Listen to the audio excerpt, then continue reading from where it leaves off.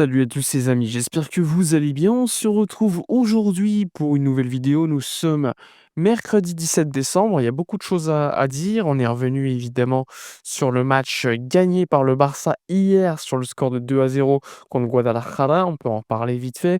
On va également évoquer des informations relatives à Robert Lewandowski. Il y a une info que j'ai sortie hier après le match qui a été confirmée par la suite. Donc là aussi, on va en parler.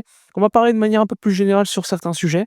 Donc, n'hésitez pas à mettre un petit like pour soutenir tout le travail et évidemment, comme d'habitude, à être présent pour les lives, hein, qui ont lieu quasiment tous les soirs. Il y en a un autre ce soir, aux alentours de 18h45-19h, donc soyez là pour traiter de l'actualité du FC Barcelone. Alors on y va.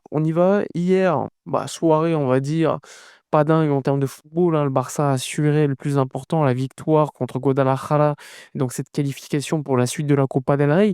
Globalement, j'ai trouvé que c'était un match plutôt, bof, bof. On s'est beaucoup ennuyé. En plus, en face, c'était vraiment un bloc très, très bas. Bon, logique, hein, j'ai envie de vous dire. Franchement, à part mettre en avant Andreas Christensen, qui a fait un grand match en plus du but marqué, j'ai pas beaucoup de choses à dire, hein. C'est pour cela qu'il y a pas eu un débrief. J'estimais pas que c'était franchement adéquat par rapport au match qu'on venait de voir. Évidemment, il y a des joueurs qui n'ont pas fait une grosse performance globalement. On a vu des joueurs comme Yamal jouer tout le match, donc c'est quand même assez surprenant. Mais bon, c'était un match également important pour continuer avec ce fameux clean sheet et donc toujours, ça fait 2 de suite, je crois, et surtout, continuer la compète. À noter quand même la présence de Marc-André ter Stegen. On m'a beaucoup posé la question. Hansi Flick en conf de presse d'avant-match et après-match, il a répondu.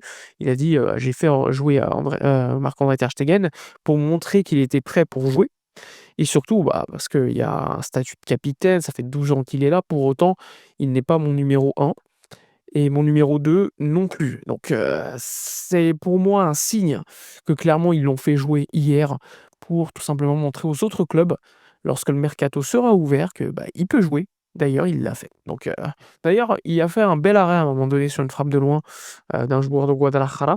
Mais bon, encore une fois, on voit qu'il est friable sur certaines situations.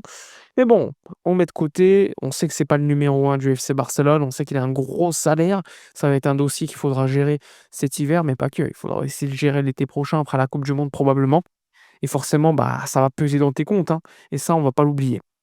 Donc pour en revenir au cas Robert Lewandowski qui n'a pas joué hier, hein, parce que pour ceux qui ont suivi, il ne s'était pas entraîné avec le groupe une journée avant le match. Il était dans le groupe, mais pas sur le banc. Eh bien, Robert Lewandowski, hier, il y a une information que j'ai sortie, qui a été confirmée.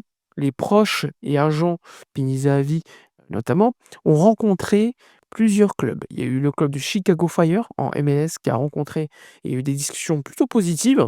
Il y a eu également un club saoudien. Et pour l'instant, Lewandowski ne ferme toujours pas la porte à Barcelone parce que le Barça n'a toujours pas pris sa décision sur le fait de voir si le Polonais pouvait jouer une saison de plus l'année prochaine ou pas avec un salaire moindre. En tout cas, le problème au niveau argent, économique, salaire ne sera pas un problème pour Lewandowski s'il doit jouer en MLS. Donc c'est pour l'été prochain, évidemment, je le précise, et non pas pour cet hiver. Cet hiver, Lewandowski ne bougera pas. Malgré à un moment donné des discussions par rapport à l'AC Milan ou d'autres clubs, il n'y a rien du tout. Robert Lewandowski ne prévoit pas un départ cet hiver et donc il va continuer à Barcelone au moins jusqu'à l'été prochain. Et là, on verra. On verra. Soit il restera, à mon avis, on est plus proche d'un départ, mais tout peut arriver dans le foot, vous le savez, autant que moi. Ensuite, ce qu'on peut évoquer, le match quand même hier de Christensen était quand même assez intéressant. Outre le but marqué, comme je vous l'ai dit, à noter que c'est quand même bizarre les gars, soyons honnêtes.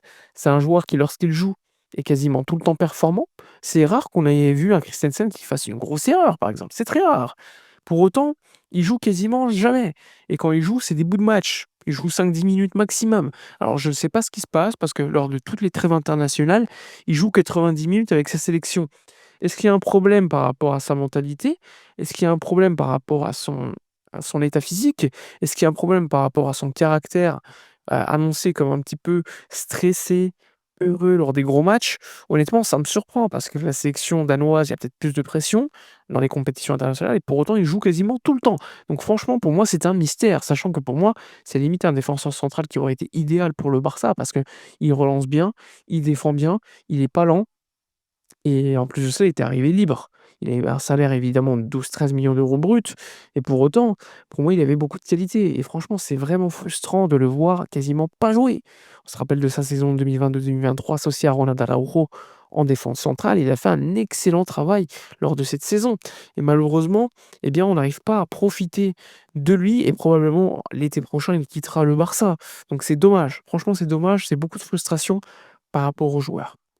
Alors, on peut évoquer, également le fait que hier, Marc Bernal est sorti à la mi-temps parce qu'il avait pris un carton jaune en première mi-temps, un carton jaune assez difficile, hein, je trouve. Il y a eu également Rooney qu'on a pu voir, Yamal qui a joué quasiment tout le match, qui a été pris à chaque fois par deux-trois joueurs et ça va devenir assez répétitif, hein, il va falloir trouver des solutions. Rafinha n'a pas joué, sur le banc préservé, donc ça, c'était pas un problème.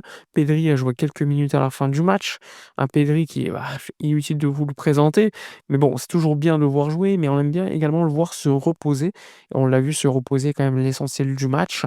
Sinon, bah voilà, on a pu voir Fermin jouer tantôt numéro 9 à la fin, mais également ailier gauche au début du match. On a vu Frenkie de Jong et Eric Garcia jouer à plein de postes dans le même match, Casado latéral droit. Bon, soyons honnêtes, hein, même si c'était pas un grand match, c'était clairement un match, fait pour se qualifier, faire le job et passons à autre chose. Sachant que ce week-end, c'est quand même un match ultra difficile et ultra important contre Villarreal en Liga à l'extérieur, à la Ceramica. Si tu gagnes ce match, bah, déjà tu arrives avec cette trêve internationale, faite plutôt, avec encore une fois une avance confortable et surtout, bah, tu auras gagné un gros adversaire à l'extérieur. Après, il y aura le match contre l'Espagnol, le derby qui sera un match ultra compliqué parce que l'Espagnol cette saison est assez compétitif. Bref, on verra. Mais en tout cas, il y a des matchs qui arrivent ultra intéressants et le Barça continue dans cette dynamique gagnante avec des matchs gagnés et surtout 2 matchs de suite où tu n'encaisses pas de but. Alors évidemment, il y a un match quand même, c'était contre Guadalajara, mais c'est quand même important. À noter que le match hier n'avait pas débuté à l'heure, hein. Il y a eu 30 minutes de retard à cause d'une tribune qui n'était pas encore réglementaire par rapport au dossier administratif. Donc le match avait commencé à 21h30. À noter, c'est quand même fou ce qui peut se passer parfois en Espagne. Ensuite, concernant les autres actualités, ce qu'on peut dire, c'est qu'il y a un petite, petite voix, un petit bruit autour de l'équipe en ce moment. Bah, par exemple, hier, classique, tous les médias annonçaient la titularisation de Chesney. Finalement, ça a été Ter Stegen. Eh bien, selon quelques médias en Espagne, ils expliquent qu'Hansi Flick, eh bien, voulait voir peut-être la taupe, une taupe qui dévoilerait des informations aux médias et donc aurait pris, cette décision de mettre Ter Stegen plutôt que Chesney pour voir un petit peu qui faisait filtrer les informations. Donc ça a été une information confirmée par Victor Navarro de la Cadena COPE qui expliquait que Flick, en plus d'avoir gagné, enfin un clean sheet, d'avoir donné des minutes à des jeunes comme Geoffrey Torrens, eh bien il a pu découvrir éventuellement une taupe dans le vestiaire qui donnerait des informations à certains médias. En tout cas, ce n'est pas confirmé, mais c'est toujours très intéressant d'avoir un petit peu des informations en ce sens. Voilà, globalement, hein, on a fait le tour, je pense, de toute l'actualité du jour. Évidemment, hein, si vous voulez vraiment tout le détail des infos, vous me rejoignez sur mes différents réseaux sociaux, Twitter, Discord, YouTube comme vous voulez, Twitch pour les lives, pour me soutenir. Tous les soirs quasiment, je fais des lives et je fais monter en live certaines personnes qui le désirent. Ça me permet d'avoir des avis, contradictoires ou pas, et c'est toujours assez plaisant de pouvoir interagir directement avec vous qui êtes également des fans du FC Barcelone, comme moi. Bref, je vous remercie. N'oubliez pas le petit like pour soutenir le travail. Moi, je vous dis, à ce soir pour le live et d'ici là, comme d'habitude, portez-vous bien.